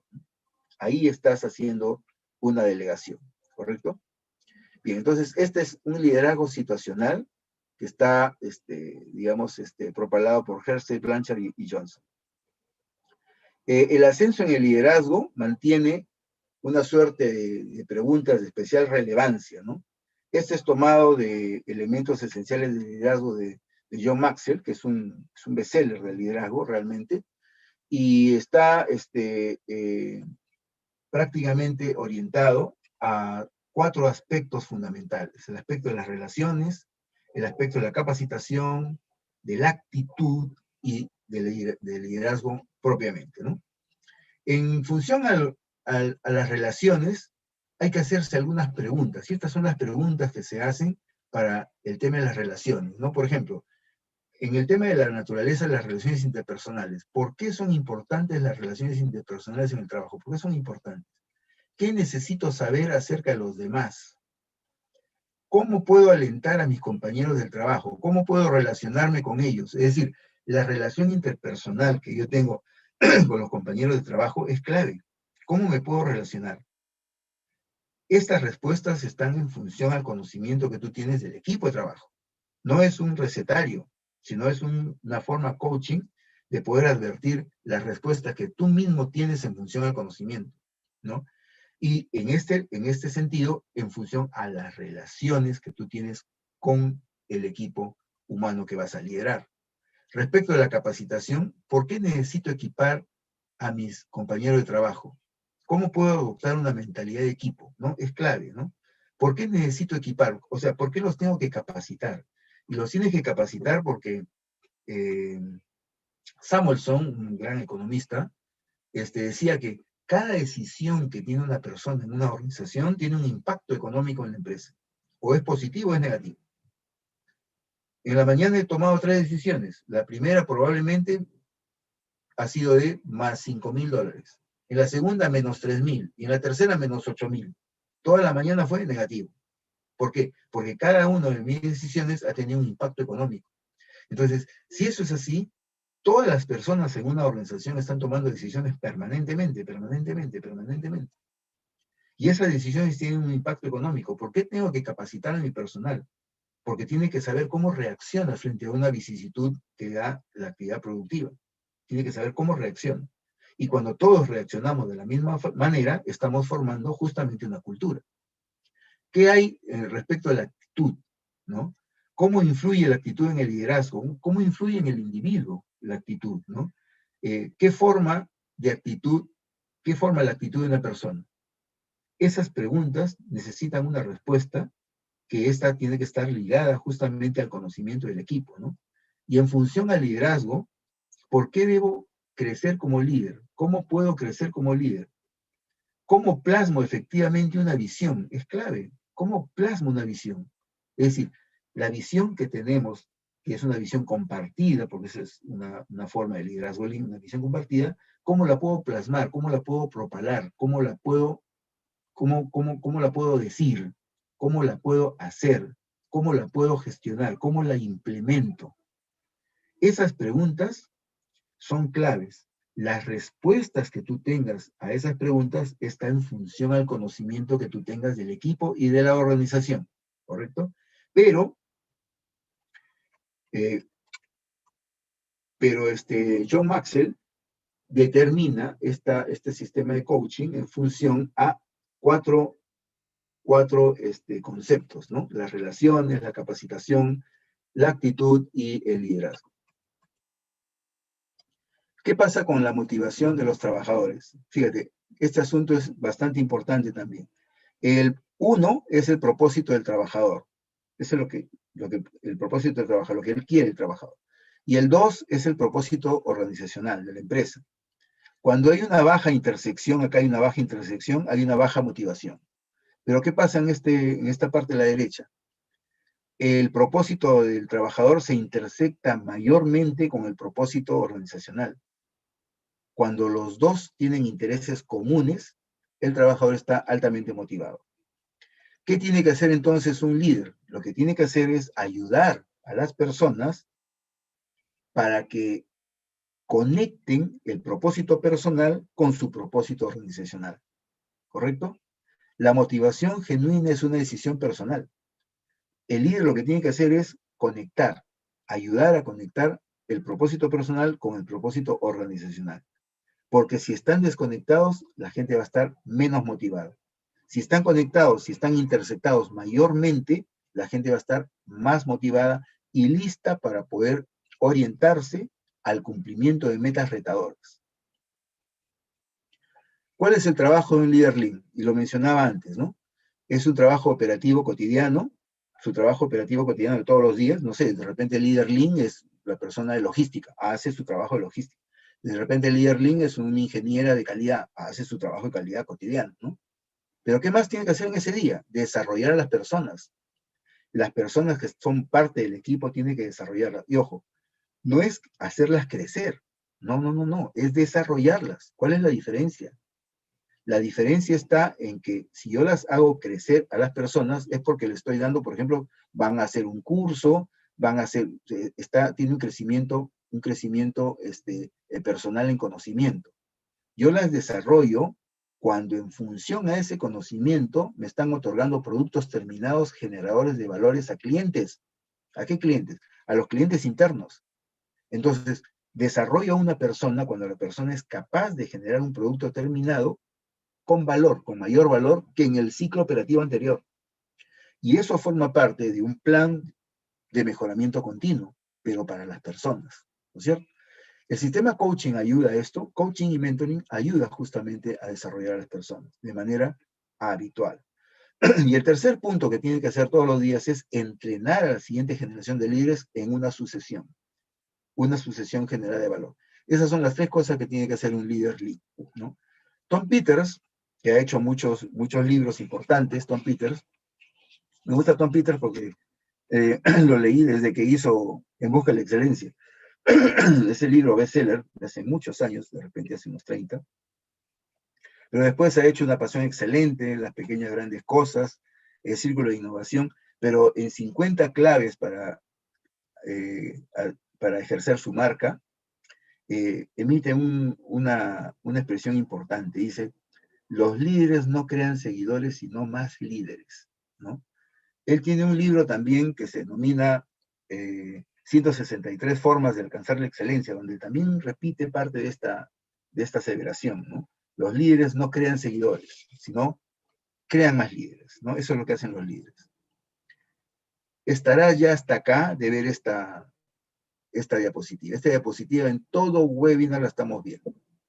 Y nos da vergüenza porque lo que está diciendo esta diapositiva es que la productividad en la construcción está venida menos, que es la curva que está en rojo. Y la curva que está en azul es la productividad en todas las demás industrias. Todas las demás industrias, no farm productivity, en todas las demás. Sin embargo, sobre todo en el tema de manufactura, nosotros estamos a la saga, ¿no? Y imagínate la parte de fabricación acá, el desperdicio 12%. ¿Y qué pasa en la construcción? 57% de desperdicio. Es decir, ya estamos hasta aquí de ver que la construcción no cambia. Y eso ya sabemos desde la primera diapositiva que presentamos en esta presentación, que esto es un tema de personas. Es un tema de personas. ¿Y las personas son capaces de hacer cosas? Por supuesto que sí, tienen la mente para hacer esto. Lee esta foto que está ahí, léela. Vamos a contar hasta 10. 1, 2, 3, 4, 5, 6, 7, 8, 9, 10. Si tú has leído todo este mensaje que está en esta foto, hasta 10 segundos, estás encima de este barco. Eres una persona privilegiada. Si pasa más de un minuto y no logras dar con este mensaje, no estás para este negocio. Y una persona privilegiada tiene la capacidad de poder orientar su mente a algo mucho más productivo, mucho más productivo. ¿Por qué? Porque tiene que tener una razón para eso. Esa es una pequeña historia de liderazgo. Fíjate, James Keller, que es una persona, un norteamericano que escribe cotidianamente, ¿no? Lo escribe inclusive, primero lo hacía mediante blog, después lo hacía mediante, etcétera, ¿no? Nos muestra en Just for Today una historia de una persona que estaba en una esquina vendiendo flores. Sus flores eran unas flores exquisitas, muy frescas. Las cambiaba todos los días porque tenía un sistema de consignación importante. Sin embargo, vendía pero muy poco. Vendía muy poco. Y todo el mundo decía, oye, hermano, ¿por qué no vendes más? ¿Cuál es el propósito de tu negocio? El propósito de tu negocio es el propósito de tus clientes. ¿Cuál es el propósito de tus clientes? Él puso una vez un letrerito que decía lo siguiente: por 10 centavos esta gardenia le hará sentirse importante todo el día. Era cierto, pero nadie lo sabía. Vendió como loco, tuvo asistentes, comenzó a hacer una especie de franquicia, se pasó a varias, esto fue creo que en España, la historia, se pasó a varias esquinas este señor. No pongo los nombres, etcétera, porque no he dado con esta historia de Keller, ¿no? Pero fue así. Entonces, ¿por qué? Porque él puso cuál es el propósito de mi cliente. Mi cliente quiere sentirse importante en el día. Había gente que venía desastre, venía eterno, pasaba por ahí, pero nadie le compraba nada. Hasta que puso un letrero que daba cuenta del propósito de sus clientes, ¿no? Para liderar, debes de saber cuál es el propósito de vida. Para dar una orden, debes de decir cuál es el propósito del trabajo. Ya lo hemos mencionado. Debes de saber decir las cosas otorgando valor. Y eso es importante porque si nosotros dijéramos, por ejemplo, ¿qué es lo que vende Microsoft? ¿Microsoft qué vende? Y tú me dices, bueno, Microsoft vende programas, ¿no? Bueno, claro. Pero si yo te diría, Microsoft lo que vende son soluciones empresariales generadoras de valor. Es diferente, es distinto, es distinto. ¿Qué vende IBM? Vende computadoras, ¿qué más? Vende impresoras, ¿qué más? Vende mouse, ¿qué más? Pero si yo te diría que IBM lo que vende es tecnología para el mejoramiento de la calidad de vida de la raza humana, el mensaje es diferente porque el propósito es diferente. El propósito es diferente. Mira lo que tengo acá. ¿Qué es esto? ¿Qué es esto? Alguna vez has hecho una obra de esta seguramente. ¿Qué es esto? Una carretera. Muy bien. ¿Estás haciendo una carretera? ¿Qué estás haciendo en tu obra? Una carretera. Estás haciendo una carretera. Imagínate decir, estoy haciendo una obra que va a unir dos pueblos. Va a unir los pueblos. ¿Qué estoy haciendo? ¿Un puente? No, estoy uniendo civilizaciones. Estoy uniendo civilizaciones para mejorarles la calidad de vida. ¿Qué estoy haciendo acá? Estoy siendo partícipe de la célula más importante que nos ha dejado Dios, que es la familia. Y por eso tengo que hacer este departamento lo mejor posible. Es diferente, es distinto. ¿Qué estás haciendo acá? Una línea de conducción para llevar agua. No, señor. Tú estás contribuyendo para disminuir las enfermedades gastrointestinales de muchos niños que van a tomar agua. Los niños están tomando del río. Y estás haciendo esta obra. Dios te ha puesto en un puesto privilegiado para que hagas esta obra, para que puedas generar valor. Por eso lo tienes que hacer bien. Por eso es que cuando tú pegues estos tubos, los tienes que hacer lo mejor posible, porque el Estado, en el momento que esto se rompa, demora mucho en reaccionar. Y mientras tanto, vas a condenar a muchos niños otra vez a enfermedades gastrointestinales. Ese es el propósito de la chamba. Eso lo tienes que saber tú. No necesariamente siempre. Tú lo que tienes que hacer es propalarlo a todas las personas que tocan el producto, los que están arriba en esa pirámide. Los que están arriba en esa pirámide invertida, ahí están. Entonces tú tienes que reunirte con tu gente y tú tienes que decirles cuál es el propósito del trabajo. Un propósito profundo, un propósito filosófico, un propósito que tenga la característica de un líder lean. Y tenemos que cambiar la historia. Tenemos que cambiar el yo por el nosotros. Fíjate, esto debería ser 1, 2, 3 y el 2, 3, 1. ¿Por qué? Porque primero es el yo. Dice, este líder es un líder mesiánico, está pensando en él y en sus seguidores, donde no tenemos seguidores. El 2 dice, nosotros, un líder con integridad está pensando en cómo desarrollar a los demás para hacerlos más productivos y mejorar la calidad de vida del equipo y de los suyos. Así es. Y el nuevo mensaje ya no es yo, es nosotros. El líder es el arte de influenciar en un equipo y conducirlos positivamente al cumplimiento de metas cada vez más retadoras. Ya lo estamos diciendo por quinta vez, me parece. Es importante este asunto. Y este asunto tiene que ser muy, pero muy colaborativo, para poder orientar esa colaboración y ese propósito. Joseph Duff y Harry Ingram, fíjate, en el año 55, luego de la Segunda Gran Guerra, inventaron este reticulado. Lo inventaron. Yo y los demás. Cómo me veo yo y cómo me veo los demás. La ventana de Johari lo que hace es identificarnos cuál es nuestra identidad. Mediante la identidad, nosotros podemos decir cuál es nuestro propósito, mediante la identidad. Pero la ventana de Johari se queda un poco corta si nosotros no sabemos cómo trabajarlas. Tenemos que trabajar otras herramientas, como por ejemplo el Ikigai. Ikigai viene de Japón, no viene de Estados Unidos como el anterior, viene de Japón. ¿Qué necesita el mundo? ¿Por qué me podrían pagar? ¿En qué eres bueno? ¿Qué es lo que amo?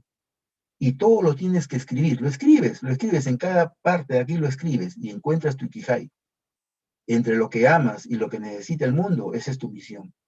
Entre lo que amas y en lo que eres bueno, es tu pasión. Entre lo que te pueden pagar y lo que eres bueno, es tu profesión. Y entre lo que te pueden pagar y lo que necesita el mundo, es tu vocación.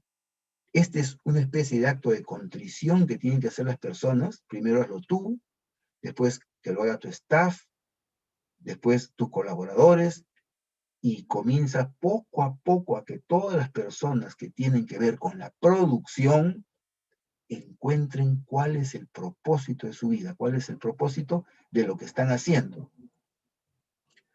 Hoy en día los líderes se enfrentan a situaciones cada vez más complejas, a desafíos distintos día a día, a lidiar con decisiones más arriesgadas, donde la clave para afrontar todo este nuevo contexto no está en la búsqueda de herramientas y más herramientas, sino en la capacidad de conocerse a sí mismos de manera colaborativa. Esta es una expresión muy interesante que la saqué de un libro cristiano que me prestaron hace poco, y me pareció interesante sacar esta aseveración. Tiene que ser colaborativo. Si no eres colaborativo y genuino en tu vida, pues el liderazgo va a ser difícil. Pero si eres genuino, tienes un comportamiento probo y estás liderando con el ejemplo, de manera colaborativa, pues el liderazgo entonces va a ser muy, pero muy fácil. El trabajo tiene que ser entonces colaborativo, ¿no? Esta es una gráfica también de la North Foreign World Crusade. Este es, imagínate, del año 37, ¿no? Sobre el tema de negociación. Esto es el grabado de los dos burritos, ¿no? Los dos burritos no podían comer. Cada uno estaba amarrado por el cuello, pero tenía a la izquierda y a la derecha cada uno su ración de comida. Y no podían comer, por más que se esforzaban. Si se esforzaban más, se ahorcaban. Entonces negociaron y dijeron, bueno, pues qué tal si comes tú primero y después como yo contigo, pero las dos raciones. Y santo remedio, esta negociación dio pase, digamos, a una forma de liderazgo colaborativa que promueve la generación de valor, ¿no? Y todas las partes colaborativas están en la realidad, están en el día a día, lo encontramos, ¿no? Estas son secuoyas. En Sequoia National Park, estuve con mi esposa hace un año y medio, bueno, ya pasamos otro año, hace 2 años y medio, y encontramos estas secuoyas. Fuimos a conocer realmente, ¿no? Son unos árboles inmensos, son los más altos del mundo, tienen 100 metros de altura, casi 10 metros de diámetro, y tienen más de 2000 años de antigüedad. Es más, había uno que tiene 2200 y tantos años, que no estaba en este parque, sino en otro parque, ¿no? Son tan grandes que si nos cogemos del brazo para rodearlo, más de 10, 15 personas no le damos vuelta a estos árboles, ¿no? Pero fíjate, estos árboles que son tan altos, tienen raíces que no pasan de los 3 metros, no pasan de los 3 metros. Entonces tú dices, un árbol que tiene tal altura, 100 metros de altura, los más pequeños tienen 60, 70 metros de altura, los jóvenes, y los más antiguos tienen más de 100 metros de altura. ¿Cómo puede tener raíces que no pasan de los 3 metros, 2 metros 60, 2 metros 80, 3 metros creo que es el máximo, me parece, de profundidad? Sin embargo, si nosotros analizamos todas estas raíces, todas están entrelazadas de manera colaborativa. Las respuestas que nos da Dios están ahí en la naturaleza. Y cuando hay algún árbol que nace, porque todos estos árboles, las secuoyas que son muy altas, tienen geotropismo negativo y fitotropismo positivo, buscan la luz. Si hay algún árbol que se está chuequeando, por poner una palabra que todos entendamos, ¿no?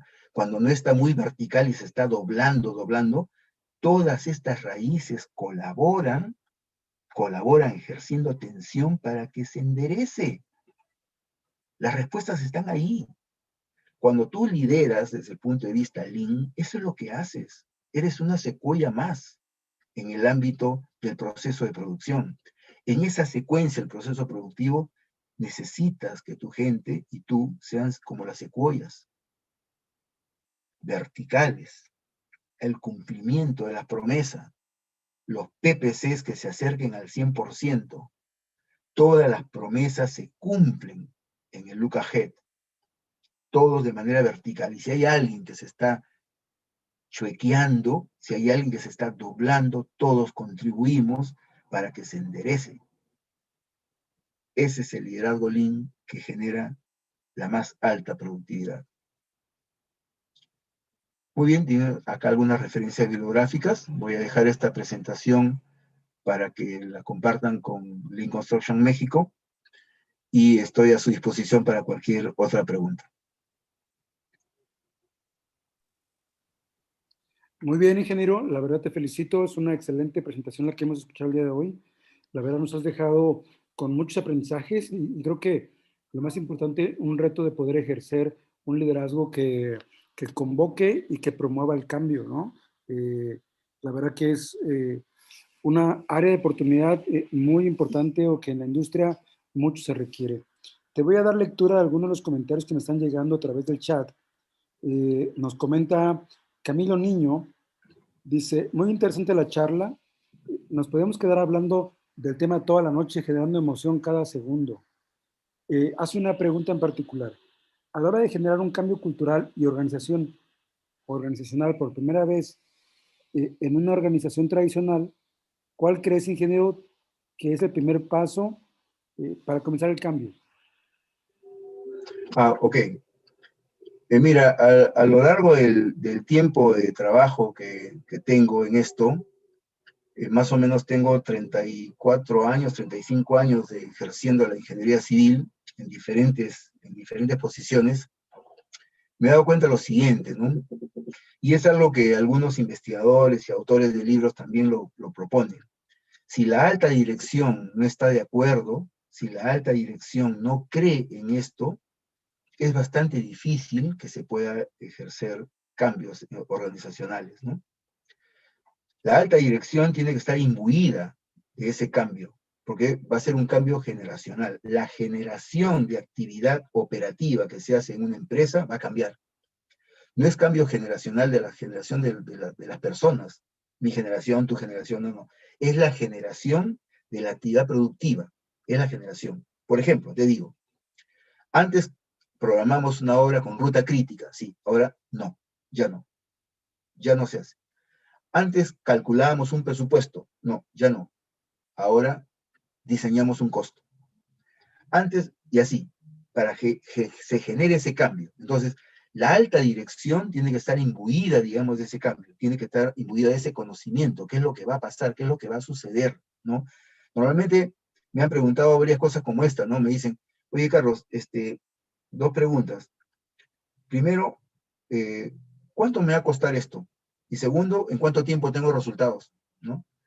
Y el chiste es que las dos preguntas no tienen una respuesta en fecha, porque eso depende de la velocidad que tengan las personas en ejercer ese fenómeno paradigmático, porque el paradigma es el que tiene que cambiar. Lo que sí podemos hacer es ejercer liderazgo. No necesito de que la alta dirección esté de acuerdo en hacer un cambio en las personas, porque el líder, como hemos visto, y Bernard Bass tiene un rasgo de liderazgo que se llama liderazgo sin autoridad, ¿no? Yo no necesito autoridad para liderar. Les comentaba del chino. Su capataz decía una cosa, otra cosa, y todo el mundo lo miraba al chino. Si el chino estaba de acuerdo, eso se hacía. ¿Por qué? Porque la gente cree que lo que está el líder de acuerdo es lo mejor para todos. Y ese es un verdadero líder. El líder es la persona que hace una influencia positiva, influye dentro de todo el equipo de manera positiva a las personas. Ese es el líder. El líder no es el que ordena, no es el que manda, no, no, no, no. El líder es el que hace una influencia, influye, ¿no? Y para que influya a las personas debe conocerlas bien. Entonces, mi respuesta a esa pregunta es, la alta dirección tiene que estar acorde con el nuevo propósito empresarial de cambio. Sin embargo, para ejercer liderazgo lo puedes hacer hasta sin autoridad. Muy bien, Ingeniero, muy clara tu respuesta. Bueno, estoy dando lectura a muchos de los comentarios que están expresados aquí en el chat. En su gran mayoría, o si no es que todos, hablan de una excelente presentación, un tema de realidad total a la construcción, los directivos tienen que estar involucrados en el cambio. Dice Dante, muchas gracias, estuvo excelente. Extraordinaria presentación. En general, todos los comentarios están en ese tenor. Bueno, si me lo permites, ingeniero, voy a tomar control de la pantalla ¿Ok? para hacer una presentación, bueno, para realizar la presentación principal con la que iniciamos la ponencia.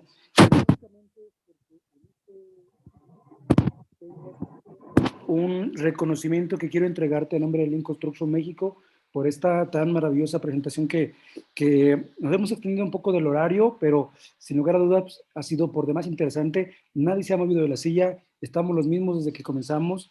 Eso demuestra el interés que ha provocado la conferencia. Te doy lectura del reconocimiento. Este documento tiene un nombre, es el Lean Construction Influencer, que otorga Lean Construction México para el ingeniero Carlos Vargas Cárdenas por su valiosa participación y enriquecedora aportación como ponente en el ciclo de conferencias Lean Construction México Masterclass. Te agradezco las experiencias compartidas. Ciudad de México, enero 2021, y firma tu servidor, Juan Francisco Pérez Herrera, director general de Lean Construction México. Muchísimas gracias, Juan Francisco, por este reconocimiento y quedo libre para poder participar en próximos eventos que tengas a bien, siempre y cuando contribuyamos a propalar la filosofía Lean Construction para el mejoramiento de la calidad de vida de todos nosotros. Muchas gracias y buenas noches. Muy amable. Claro que sí, así será. Un último par de mensajes, nada más.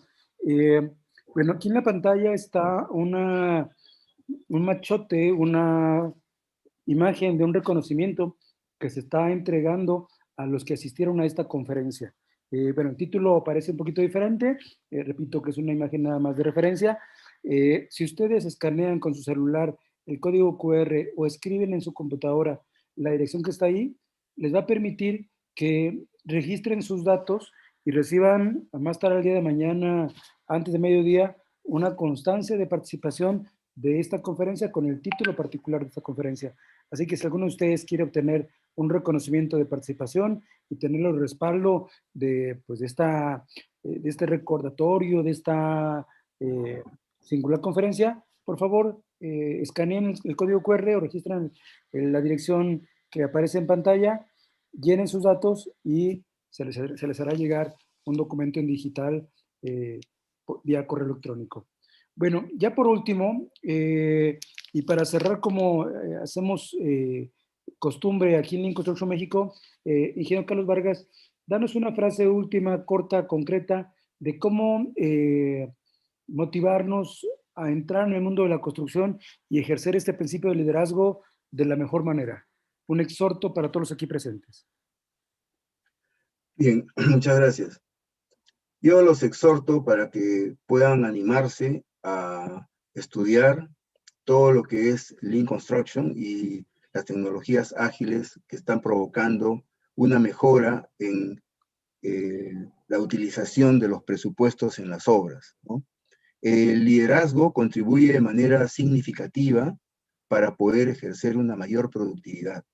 Y la mayor productividad disminuye costos, disminuye plazos, mejora los productos y es beneficioso para todos. Fundamentalmente porque esto es una filosofía y la filosofía es una forma de pensar. La filosofía no es una herramienta, la filosofía no es una metodología, la filosofía no es un método, la filosofía es ideas. Y estas ideas son las que están cambiando el mundo. Entonces, hace poco hemos celebrado la Navidad y hemos celebrado un hombre que por sus ideas lo estamos recordando más de 2000 años. Pues que tu equipo de trabajo te recuerde porque les cambiaste la vida con un liderazgo Lean. Muy Buenas bien, noches. muy sólidos tus comentarios. Bueno, el mensaje final para los asistentes es que si alguno de ustedes quiere tener un contacto posterior con el ingeniero Carlos Vargas, con todo gusto pónganse en contacto con Lean Construction México, que podemos compartirles la publicación que está viéndose en pantalla y el contacto del ingeniero Carlos Vargas, dado caso que se requiera algún tipo de servicio relacionado con la prestación que él ofrece. Bueno, sin más por el momento, cierro la transmisión agradeciendo que se hayan quedado con nosotros hasta esta hora y nos vemos en la próxima. Que pasen muy buenas noches. Buenas noches. Que Dios los bendiga.